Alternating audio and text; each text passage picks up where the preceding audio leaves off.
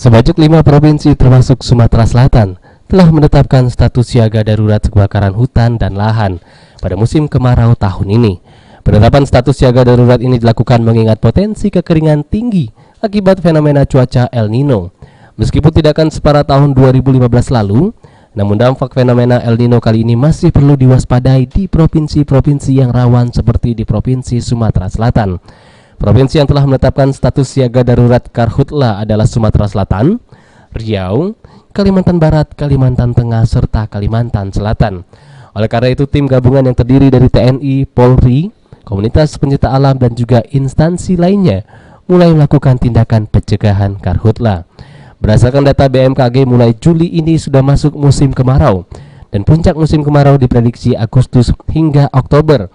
Untuk itulah lebih awal perlu menyiapkan diri untuk pencegahan. Sejauh ini 99% penyebab karhutla adalah ulah manusia, sementara 1% lainnya oleh sebab alami.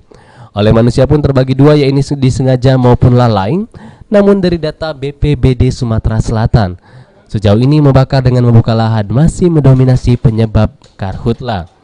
BPBD akan memaksimalkan upaya pencegahan karena upaya pemadaman tidak akan terlalu berarti apabila kebakaran sudah meluas, apalagi di lokasi lahan gambut yang tidak bisa dijangkau melalui jalur darat. Untuk mencegah karhutla, Gubernur, Pangdam, dan Kapolda Sumatera Selatan telah mengeluarkan maklumat larangan membakar lahan, termasuk upaya hukum terhadap pelaku karhutla. Julius Lumban Gaul, Palti.